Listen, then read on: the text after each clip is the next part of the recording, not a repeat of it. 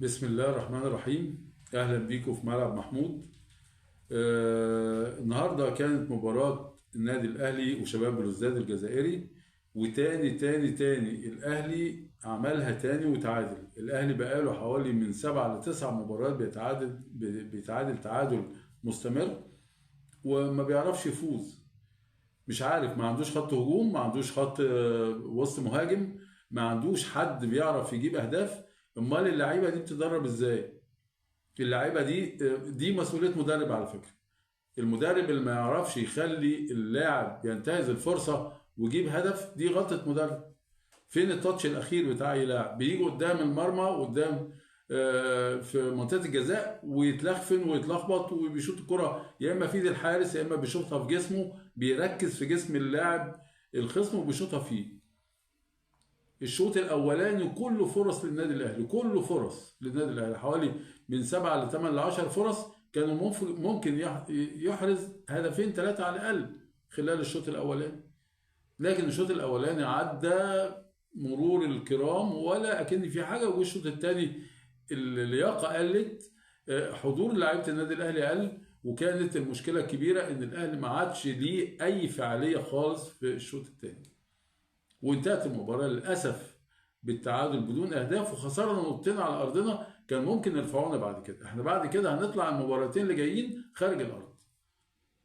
يعني يا عالم بقى يحصل فيهم ايه. المفروض ان احنا كنا اي مباراة عندنا في أرضنا المفروض نطلع فايزين فيها، على أساس ان يبقى في فرصة ان احنا لو في مباراة خارج الأرض لو نتعادل فيها او يحصل اي حاجة لا قدر الله، يبقى في عندنا شيء يسندنا. لكن للاسف لعيبه الاهلي عندها تشبع من البطولات، تشبع من اللعب، تشبع من كل حاجه، من الفلوس، من الاموال، خلاص. الناس دي وصلت لدرجه عاليه جدا من التشبع في كل شيء، خلاص مش ناقصهم حاجه. اللي عايز يحرز نشاط جديد بيبقى عنده دوافع جديده. مفيش دوافع جديده، ومفيش حد مسيطر على اوضه اللبس. انا من رايي ان كل اللي بيحصل ده في النادي الاهلي سببه اوضه اللبس، وسببه غياب الانضباط، وسببه غياب الضبط والربط بين اللعيبه. اللعيبه دلوقتي ملهاش كبير. بص كده على لعيبه النادي الاهلي، مين قائد اللعيبه في الملعب؟ محمد الشناوي حارس مرمى. المفروض بيبقى فيه قائد جوه الملعب، غالبا بيكون في خط الوسط. كان عمرو السولية اللي موجود. عمرو السولية مش موجود الايام دي في الملعب، وبالتالي مفيش اي ضبط وربط بين لعيبه جوه الملعب وبره الملعب. مفيش سيد عبد الحفيظ. احنا كنا بننكر دور سيد عبد الحفيظ وبنقول خالد بيبو اهو بيأدي المهمه وخلاص، لكن اثبتت الايام الخطأ الكبير اللي استغنى عن سيد عبد الحفيظ. بالاستغناء عن سيد عبد الحفيظ اوضه اللبس فكت، حلت. ما بقاش فيه الضبط والربط بتاع زمان، ما بقاش فيه شخصيه الاداره في الفريق. اللعيبه دلوقتي كل لاعب بيلعب على مزاجه، في ارتياحيه كامله، مفيش العصبيه اللي هي بتاعه الفوز، مفيش عصبيه الحمقى بتاعه اللعيبه انها عايزه تحرز اهداف، عايزه تفوز، عايزه تاخد ال3 نقط، ما بقتش موجوده. ما حدش تقريبا بيحاسب. كولر يعني تقريبا شخصيته دابت في وسط اللعيبه، ما بقاش بيسيطر زي الاول. اللاعب يا جماعه بيحتاج مدرب شخصيه جامده. شفنا مانويل جوزيه من اول ما مسك لغايه ما ساب الفريق، كان فريق الاهلي عامل ازاي على ايام مانويل جوزيه؟ كان بيمشي اللاعب، بيمشي على العجين ما يلخبطه زي ما بيقولوا، ماشي ما يعرفش كده ولا كده. جوزيه شخصيه قويه جدا، وكان يا اما تلعب يا اما في غرامه ماليه يا اما في ايقاف. مفيش يا مرحمين عنده. ودي كانت ممشيه اللاعبين، لكن دلوقتي مفيش. الشحات هو داخل في مشكله كبيره جدا، ضرب لاعب. طبعا احنا تصرف كل ده بنرفضه مهما كان درجه الاستفزاز من لاعب الخصم. المفروض ان الواحد بيبقى عنده توازن انفعالي. لا، طلع اللي قدامك غلطان، ما تغلطش. لكن هو غلط، وغلط غلط فادح، وكل الكاميرات صورته. وكان نتيجه كده ان هو راح النيابه، راح كذا، مش مركز، وهيطلبوا زمايله للشهاده وبتاع. الموضوع كبير. وبعدين عمالين نقول اخترقوا القانون، ده مش عارف ايه. ده اللي ماشي ده الايام دي. مفيش حاجه اسمها قوانين هو بيراميدز عايز يمشي في السكه دي، مشي في سكه التحيات وكده، شتت اللعيب، شتت اللعيب وشتت اللعيب. وفي نفس الوقت كمان كل اللاعبين ما عندهمش الوحده اللي بتمسكهم، الوحده اللي بتوحد بينهم، مفيش. ما عادش في شخصيه القائد مفتقده جوه النادي الاهلي. المفروض الخطيب بيعمل اجتماع على اعلى مستوى وبيشوف فين نقطه الخلل ويحط ايده عليها. لكن المنظر ده بصراحه سيء جدا جدا، والاهلي بالمنظر ده عمره ما ياخد بطوله. يعني لو عدى حتى من دور المجموعات اللي قبل النهائي برضه مش هيعرف ياخد البطوله بالمستوى الهزيل الضعيف اللي هو عليه. مفيش ولا لاعب في النادي الاهلي بالمستوى، ولا لاعب. اللهم انه ممكن نقول محمد الشناوي محافظ على مستواه الفتره اللي فاتت، لكن مفيش ولا لاعب بيأدي اللي عليه. امام عاشور اللي كنا بنقول عليه، قفشه اللي كنا معولين عليه، خط الوسط المهاجم اللي كنا معولين عليه، ان كان عمرو السولية بعد ما ربنا شفاه او غيره، مفيش حد موجود، مفيش حد بيدافع دلوقتي عن سمعة النادي الاهلي. من تعادل لتعادل لتعادل، يعني الامور بقت سيئة جدا جدا جدا. وكولر عليه الذنب عليه 50%، وإدارة الفريق عليها 50% الباقية. زمان يا جماعة كنا أيام ما كان جوزيه ماسك في النادي الأهلي كان في مدرب للمهاجمين، تخيلوا، مدرب خاص للمهاجم عشان يعرفوا ازاي يجيب هدف، ازاي ينتهز الفرصة، ازاي يسجل من أنصاف الفرص.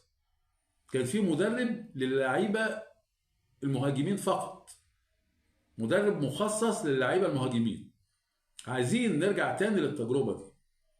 التجربة دي مفيدة جدا وكانت كويسة جدا، وخلت اللعيبة أيام جوزيه كانوا فعلا بيسجلوا من أنصاف الفرص. لكن دلوقتي في ارتياحية كاملة، قدام المرمى 50 فرصة بتضيع، كهربا بينشن في جسم الخصم وما بيشوطش كرة الا فيه، الشحات يقعد يرقص طوب الأرض وفي الآخر يشوط، يا إما يشوطها بره يا إما يشوطها في يد الحارس. هو ده اللي متبع الايام دي، وده اللي بيخلينا نخسر نقط، ان كان في الدوري العام اخر مباراتين تعادل، وفي افريقيا كله تعادل وهزيمه. النهارده كان تشكيل النادي الاهلي: محمد هاني باك يمين، علي معلول باك شمال، ظهيري الوسط كان رامي ربيعه وياسر ابراهيم، خط الوسط ديانج وقفشه ومروان عطيه، خط الهجوم تاو في اليمين، الشحات في الشمال، وكهربا راس حرب. تشكيل ممكن نقول عليه هو ده الموجود، ما فيش يعني خط الظهر هم دول المتاحين بالنسبه له. خط الوسط نزل ديانج ومروان عطيه. انا كان المفروض من الاول كان نزل 2 مهاجمين، كان نزل امام عاشور جنب قفشه، لكن هو برضه حب يعمل توازن في خط الوسط، نزل ديانج ومروان عطيه وقفشه قدامهم كمهاجم ساعد هجوم، وتاو في اليمين والشحات في الشمال، وكهربا راس حرب. التشكيل زي ما بنقول هو ده المتاح، وهو ده التشكيل الامثل ممكن نقدر نقول عليه. وبعد كده عمل تغييرات برضو اضافت شويه للفريق، لكن اللعيبه نفسها ما عندهاش الحميه، ما عندهاش الروح بتاعه النادي الاهلي اللي احنا بنعرف ان هو اللعيب بيلعب لغايه اخر ثانيه، يعني بيدي في الملعب. احنا الشوط الثاني كله الكوره بناخدها نسلمها لعيبه الجزائر، بناخدها نسلمها لعيبه، ما كانتش بطريقه غير مباشر يبقى بطريقه غير مباشر. كوكا في الدقيقه 86 مسلم الكوره في نص الملعب للاعب الجزائر، كده مسلمها له تسليم سهل جدا، يعني مش لا كوره متزاحم عليها ولا حد مثلا معطله ولا حد قدامه ولا كده، لا ده مديها له بكل سهوله وارتياحيه. طبعا الحكم كان بيتر واويرو، ده حكم عادل جدا وما كانش عنده مشكله بصراحه. النهارده الراجل واويرو دوت يعني دكتور هو في الجامعه، وراجل عالي جدا، وكان تحكيمه كويس قوي وما كانش عليه اي ملاحظات بصراحه، وكان حازم في كل قراراته. الاهلي بدا الشوط الاولاني هجوم كاسح زي ما قلت لحضراتكم، وكان في فرص كتير قوي في الدقيقه 17 راسيه رامي ربيعه، كهربا رفعها، رامي ربيعه حطها جنب القايم وهو طالع ولوحده ومفيش مشاكل خالص، وقام راكنها جنب القايم الشمال. في الدقيقه 19 الشحات رقص طوب الارض، وفي الاخر عايز يدخل بالكره الجون، يعني انا مش عارف الشحات عايز ايه. يعني انت بتقعد ترقص ترقص ترقص لغايه ما توصل لحارس المرمى وتشوطها فيه، يا اما تديها له في ايده. الشحات عمل كذا مره الحركه دي، مش عارف ليه. الدقيقه 19 عمل الحركه دي. في الدقيقه 25 من تاو للشحات انفراد بيصدها الحارس، عملوا 1 2 جميل قوي. تاو والشحات عملوا 1 2 في حوالي يعني ياردة ياردة ونص، شكل جميل قوي، حريفه فعلا. لكن الشحات برضو كعادته اتفلسف فيها شويه وشاطها جت في رجل الحارس وطلعت كورة. في الدقيقه 27 قفشه كرة بيجهز كرة لنفسه بره منطقة الجزاء، وفعلا ما كانش قدامه حد، وجه شاطها برضه وشاطها بره. حتى لو جت بين الثلاث خشبات كانت ممكن، لكن شاطها بره. ليه؟ ما تعرفش برضه. يعني اللعبة دي ما بتتدربش، اللعبة دي ما عندهاش حساسية المباريات، ما عندهاش حساسية الشوط على المرمى، مش عارفين. في الدقيقة 37 انفراد بيرسي تاو بيصدها الحارس. يعني شوف حضراتكم كام انفراد، كذا مرة اقول انفرادات. يعني لو لاعب معلش يعني هنقول نص لبه كده هجيب الاهداف دي، لكن الناس ما فيش، اللعيبه ما اعرفش في ايه. في الدقيقه 39 غلطه من حداد اللي هو مدافع شباب بلوزداد، بيخطفها الشحات حلوه جدا وطلعها بالعرض. يعني بدل بقى ما يشوط خطفها وجهزها يشوط بقى، لا قعد يجري بيها لغايه ما جه عند خط المرمى وقام معرضها، قام لاعب من خط الظهر الجزائري طلعها كورنر. خلال هجوم النادي الاهلي كانت في مرتدات خطيره جدا لفريق بلوزداد الجزائري، لكن كانت دايما بتيجي عند الشناوي وتتكسر. الشوط الاولاني خلص التعادل 0-0. دخلنا في الشوط الثاني في الدقيقه 46 من اول كوره في المباراه من الشحات تاو، خدها برده تاو بصال للحارس، يعني بكل سهوله كده لقيته مديها له في ايده، زي اللي يكون بيقول له يعني خلاص بقى ايه، احنا عملنا اللي علينا وخدوا الكوره اهي.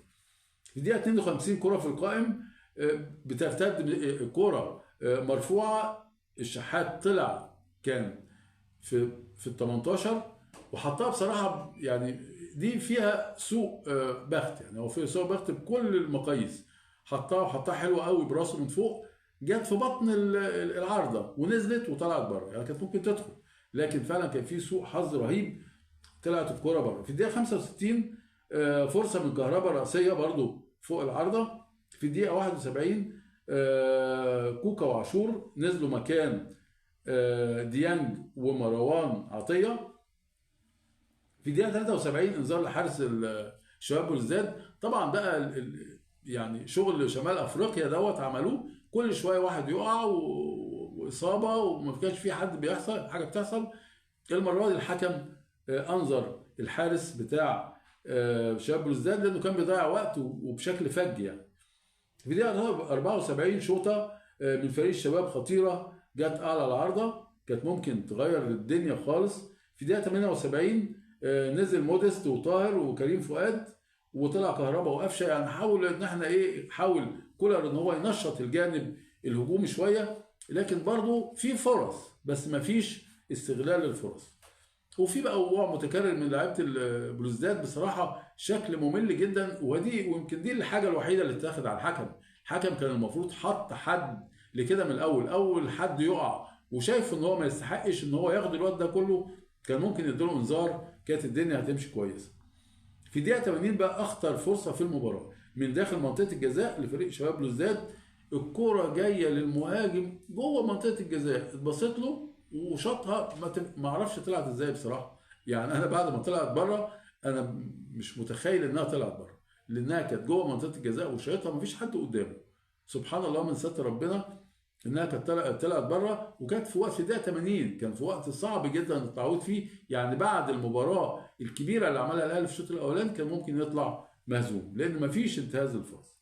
في الدقيقه 86 كوكا بيسلم الكره زي ما قلت لحضرتك كلها بالجزائر، بيسلمها له في نص الملعب.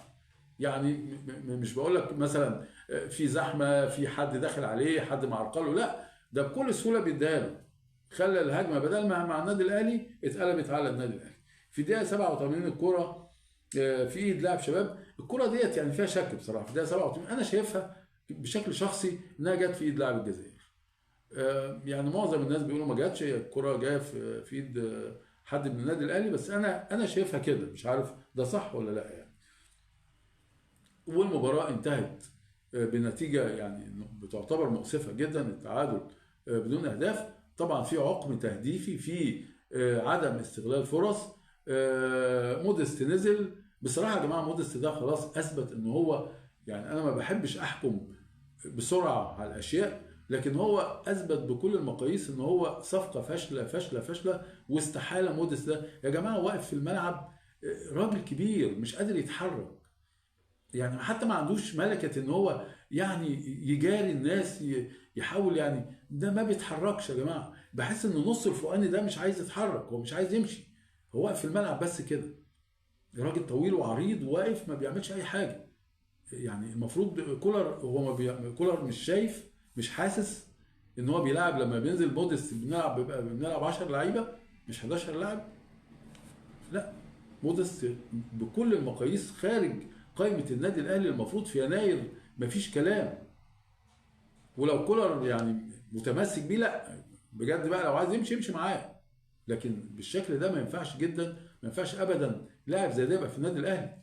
اللاعب دوت لو لعب في فرقه درجه ثانيه درجه ثالثه، والله حتى درجه ثالثه ما هيقبله. ده لاعب ملوش اي فعاليه، مش موجود اساسا. طبعا المباراتين اللي جايين زي ما قلت لحضراتكم هيطلعوا بره، هنطلع بره في افريقيا، الفريق الجزائري والفريق الثاني الافريقي. يعني عندنا 6 نقط بره هوبت يا عالم، نعرف نحصل عليهم. زي ما النهارده من حسن الحظ ان الفرقتين اتعادلوا النهارده، الفرقتين اللي في المجموعه معانا اتعادلوا 1-1، والاهلي بقى عنده 5 نقط، وفرقتين اللي تحتيه عنده 4 نقط، والفريق الأخير عنده نقطتين. يعني الأول بنقطة، كانت المفروض الأول يبقى ب3 نقط، ونبقى أمرنا في إيدنا مش في إيد غيرنا. لكن احنا هنطلع مباراتين، ربنا يستر في الأيام الجاية، وإن شاء الله الجمعة الجاية تبدأ مباريات كأس العالم للأندية في السعودية، ونقابل اتحاد جدة السعودي يوم الجمعة إن شاء الله. نتمنى إن يبقى في عرض مشرف، عرض قوي. نادي اتحاد جدة اتغلب او اتهزم 3-1 من ضمك، الفريق السعودي، وفريق يعني في وسط الجدول او في التلت الاخير من الجدول. معنى كده ان هو فريق يعني مش هنقول واو، يعني الاهلي ممكن يهزمه. ان شاء الله نتفرج على مباراه حلوه. ان الفريق اتحاد جده فاز في المباراه الاولى هيلعبها في نهائي كاس العالم، هيتقابل مع النادي الاهلي ان شاء الله يوم الجمعه القادمه باذن الله. نتمنى ان بعض اللعيبه اللي ما عندهاش حماس وعندها قوه للاستمرار في النادي الاهلي، ان هم يحسوا بخطوره الموقف، ويحسوا بقيمه النادي الاهلي وفلنه النادي الاهلي، ويعملوا مجهود اكبر من كده، لان الفريق بدا ينزل بشكل رهيب. وده ما يصحش ابدا النادي الاهلي اللي بيدخل في بطولات عديده ومشرف مصر الفتره اللي فاتت انه يحصل معاه كده. ان شاء الله نتمنى ليه كل توفيق باذن الله، وان شاء الله نشوفكم دايما دايما في المناسبات الرياضيه قادمه باذن الله. ما ننساش يا جماعه اللايك والشير، لان الفيديو ما بيتشافش الا لما بيتعمل عليه مشاهدات. لو المشاهدات كتيره بيتشاف اكتر، فاحنا عايزين ان احنا لايك وشير واشتراك في القناه كمان، عشان الفيديو يوصل لاكبر عدد من الناس. اشوفكم دايما على خير، والسلام عليكم ورحمه الله وبركاته.